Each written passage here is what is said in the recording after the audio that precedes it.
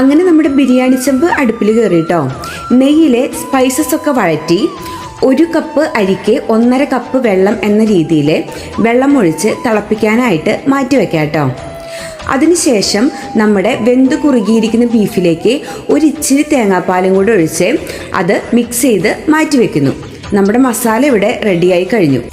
വെള്ളം തിളച്ച് കഴിയുമ്പോൾ അതിലേക്ക് ആവശ്യത്തിന് ഉപ്പും ഒരു അരമുറി ചെറുനാരങ്ങ നീരും ചേർത്ത് നമ്മൾ മുമ്പ് വറുത്ത് വെച്ച സബോളയിൽ നിന്ന് ഒരു പിടി സബോളയും കൂടെ ചേർത്ത് നമ്മൾ വെള്ളം മാറ്റാനായിട്ട് മാറ്റി വെച്ച അരിയും കൂടെ മിക്സ് ചെയ്തിട്ട് നന്നായി ഇളക്കി അടച്ചു വെച്ച് ഒരു 7 മിനിറ്റ് വേവിക്കുമ്പോൾ ഇതുപോലെ നല്ല അടിപൊളിയായിട്ട് ഒറ്റയ്ക്കായിട്ട് നമ്മുടെ ബിരിയാണി അരി വെന്ത് കിട്ടിയിട്ടുണ്ടാവും കേട്ടോ.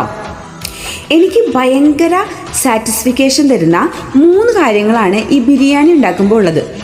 ഒന്ന്, നമ്മുടെ മുന്തിരി എണ്ണയിൽ വറുത്ത് വരുമ്പോൾ അമങ്ങി പിങ്ങിങ്ങി ഇരുന്ന മുന്തിരി ബലൂൺ പോലെ വീർത്ത് വരുന്നത് കാണാൻ എനിക്ക് ഭയങ്കര ഇഷ്ടമാണ്. രണ്ടാമത്തെ കാര്യമാണ് നമ്മൾ ബിരിയാണി കഴിക്കുമ്പോൾ അതിൽ നിന്ന് സർപ്രൈസായിട്ട് മുട്ട കിട്ടുന്നത്. പിന്നെ മൂന്നാമത്തെ കാര്യമാണ് ഞാനിപ്പോൾ ചെയ്തുകൊണ്ടിരിക്കുന്നത്, ബിരിയാണി ഇങ്ങനെ ലെയറായിട്ട് ദമ്മിടുന്നത്.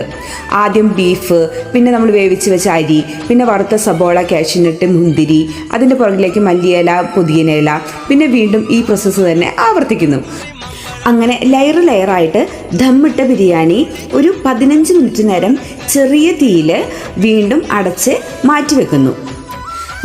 ഈ നാടും വീടും ഒക്കെ വിട്ട് ഇത്ര വിദൂരത്തിലായിരിക്കുന്ന നമുക്ക് നല്ല ബീഫ് കിട്ടുക എന്ന് പറയുന്നത് വളരെ വലിയ കാര്യമാണ് കേട്ടോ. നമ്മുടെ ബിരിയാണിയുടെ സ്വാദ് നമുക്ക് കിട്ടുന്ന ബീഫിലാണ് ഉള്ളത്.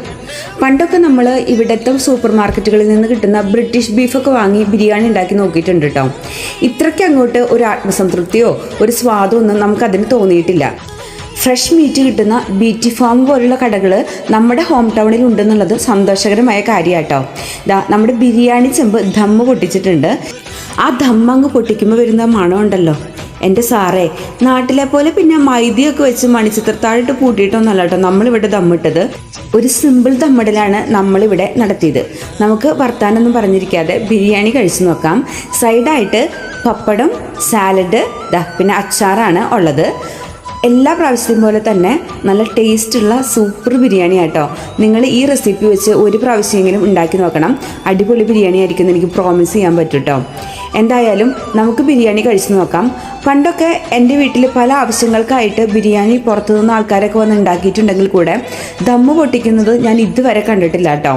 അല്ലേലും ഇനി എന്തൊക്കെ കാണാൻ കിടക്കുന്നു. ഇവിടെ അവസാനിക്കുകയാണ്. ഞാൻ എപ്പോഴും പറയാറുള്ള കാര്യം മറക്കരുത്, ചുമ്മാ തന്നെ ചിരിച്ചോണം, ജീവിതം പൊളിയാണ്. നമുക്ക് അടുത്ത വീഡിയോയിൽ കാണാം കേട്ടോ. ബൈ.